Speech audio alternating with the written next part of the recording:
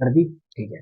तो जय हिंद दोस्तों, स्वागत है आपका एक और वीडियो में। हम लोग बात करते हैं टिश्यू की। ये वीडियो थोड़ी सी लंबी रहेगी क्योंकि मैं कुछ ऐसी टॉपिक भी डाल रहा हूँ जो केवल लंबे वीडियोस में रहे, और कुछ मैं शॉर्ट्स वीडियो डालता हूँ तो उनको भी करते रहो, इसको भी। तो बात करते हैं टिश्यू की, यानी कि बायोलॉजी का एक टॉपिक है। कोशिका के बाद हमेशा टिश्यू को पढ़ाया जाता है, वही चीज़ों मैं आप लोगों को बता रहा हूँ। बात करते हैं टिश्यू। ऊतक किसे कहते हैं? तो ऊतक को समझ लीजिए। ऊतक किसे कहते हैं? जब एक सिंगल कोशिका में क्या होता है, विभाजन होता है, तो समान कोशिकाओं के ग्रुप बनता है, जिसे क्या बोलते हैं, टिश्यू कहा जाता है।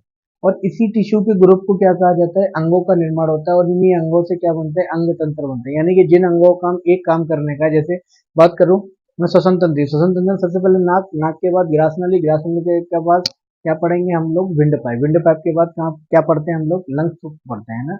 बात करते हैं इसी अंग तंत्र से क्या बनती है? बॉडी बनती है। कहने का मतलब ये है कि बॉडी की, यानी कि शरीर की सबसे छोटी इकाई क्या होती है? कोशिका। सेकंड नंबर पर आता है कौन? टिश्यू। तो टिश्यू की परिभाषा क्या है? समान कोशिकाओं के ग्रुप को क्या कहते हैं? टिश्यू, यानी कि ऊतक कहा जाता है। बात करते हैं किसकी? बात करते हैं ऊतक के अध्ययन को, स्टडी को क्या कहा जाता है? हिस्टोलॉजी कहा जाता है। नेक्स्ट है इसके फादर किसे कहते हैं? मार्सेलो।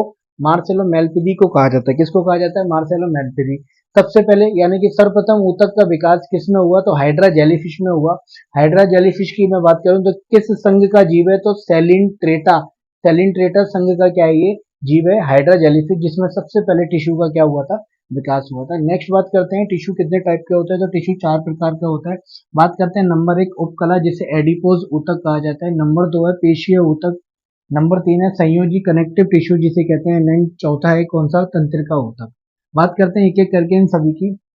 मैं बात करूं किसकी? उपकला एडिपोस की, यानी कि उपकला यानी कि एडिपोस ऊतक की बात करूं तो इससे किसका निर्माण होता है? इस ऊतक से तो याद रखना स्किन का निर्माण होता है। और साथ ही अपने शरीर के जितने आंतरिक अंग हैं, जितने भी आंतरिक अंग हैं, चाहे लीवर हो चाहे किडनी हो, उन सभी के बाहर क्या होती है? लंग्स है, जिनके उन सभी के बाहर क्या होती है? एक परत होती है, भारी परत, जिसे झिल्ली बोलते हैं, मेम्ब्रेन कहा जाता है। तो उससे भी इनका क्या होता है? निर्माण होता है। इसके बाद मैं बात करूं किसकी? पेशीय ऊतक की। तो पेशीय ऊतक से क्या बनते हैं? मांसपेशियां, यानी कि मसल्स का निर्माण करता है ये। इसके अलावा ये ऊतक क्या करते हैं? रक्षा देने का काम करते हैं। नेक्स्ट है इन ऊतक ये ऊतक क्या होते हैं? एक संकुचनशील होते हैं। कैसे होते हैं? संकुचनशील ऊतक होते हैं, यानी कि उनको किसी भी डायरेक्शन में क्या कर सकते हो आप लोग? मोड़ सकते हो। नेक्स्ट क्वेश्चन है, स्टार लगा लेना, कि इस ऊतक की जो कोशिकाएं होती हैं वो सबसे लंबी होती हैं। यानी कि इन चारों ऊतकों की बात करूं, सबसे लंबी कोशिका कौन से ऊतक की होती है? तो याद रखना पेशीय ऊतक की। दूसरा है इसी इसी सेल के अंदर क्या भरा होता है? तो याद रखना एक तरल पदार्थ भरा होता है, जिसे सर्कोप्लाज्म कहा जाता है। क्या कहा जाता है? सर्कोप्लाज्म। आप लोगों के लिए क्वेश्चन है कि मानव शरीर में कितनी मांसपेशियों की संख्या कितनी है ना? आप लोगों के लिए क्वेश्चन है मांसपेशियों की संख्या कितनी है, मसल्स की संख्या कितनी है ना? मसल्स की संख्या कितनी है? तो कमेंट सेक्शन में आप लोग मेरे को इसका उत्तर बता देना। मानव शरीर में मसल्स की संख्या कितनी है? एक एडल्ट की मैं बात करता हूँ। नेक्स्ट बात करता हूँ किसी कनेक्टिव टिश्यू की।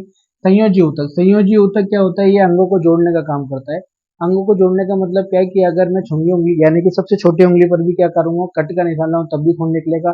यहाँ पर भी कट का निशान लगाऊंगा तब भी खून निकलेगा। तो कौन कौन से संयोजी ऊतक होते हैं? जैसे बोन, हड्डियों की अगर मैं बात करूं, अस्थियों की बात करूं, ये भी एक ऐसा है संयोजी ऊतक है। नेक्स्ट बात करूंगा ब्लड, यानी कि रुधिर। रुधिर भी एक कैसा है? संयोजी ऊतक है। और तीसरा है लसिका, एक्सेट्रा एक्सेट्रा। बात करते हैं ये क्या करती हैं? अंगों को जोड़ने का काम करती हैं। कौन कौन?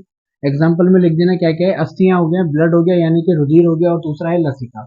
इसके अलावा अगर मैं हड्डियों की मैं बात करूं, तो हड्डियां क्या होती हैं? यानी कि अस्थियां सबसे मजबूत संयोजी ऊतक होती है। यानी कि सबसे मजबूत संयोजी ऊतक मानव शरीर में कौन सा होता है? तो बोन्स, यानी कि हड्डियां ही होती है। बात करता हूँ चौथे, यानी कि तंत्रिका ऊतक की। तंत्रिका ऊतक से क्या क्या बनता है? ब्रेन, यानी कि मस्तिष्क बनता है। स्पाइनल कॉर्ड, जिसे मेरु रज्जु बोलते हैं। क्या बोलते हैं? मेरु रज्जु कहा जाता है। स्पाइनल कॉर्ड और सभी प्रकार के जितने भी नर्वस सिस्टम है अपने अंदर, उन सभी की मैं बात करता हूँ। क्या क्या है? ब्रेन बनता है कौन सी तंत्रिका ऊतक से? ब्रेन, स्पाइनल कॉर्ड, और सभी की सभी क्या तंत्रिका की मैं बात करता हूँ। ये सभी का निर्माण किससे होता है? तो तंत्रिका ऊतक से, जो क्या करते हैं? सूचना का आदान प्रदान करते हैं। क्या करते हैं? सूचना का क्या करवाते हैं? आदान प्रदान करवाते हैं। साथ ही ये ऐसी ऊतक है जिसमें विभाजन संभव नहीं है। याद रखना, यानी कि इसकी कोशिकाओं में विभाजन संभव नहीं है ना? इनकी कोशिकाओं में विभाजन संभव नहीं है। आप लोगों के लिए क्वेश्चन है कि मानव शरीर की वह कौन सा अंग है जिसकी कोशिका में सबसे ज्यादा क्या होता है? विभाजन होता है ना? तो आप लोग मेरे को कमेंट सेक्शन में उसका उत्तर बता देना। तो दोस्तों, उम्मीद है कि आप लोगों को ये वीडियो अच्छी लगी होगी। तो जय हिंद दोस्तों, मिलते हैं नेक्स्ट वीडियो में। और याद रखना अच्छे से इसके नोट्स बना लेना। ऑफलाइन के बच्चों को मैंने आप लोगों को ये टॉपिक नहीं कराया था, तो आप लोग भी अच्छे से क्या कर लेना, इसके सारे के सारे नोट्स बना लेना। और जितने भी ऑनलाइन है, तो जय हिंद दोस्तों, मिलते हैं नेक्स्ट वीडियो।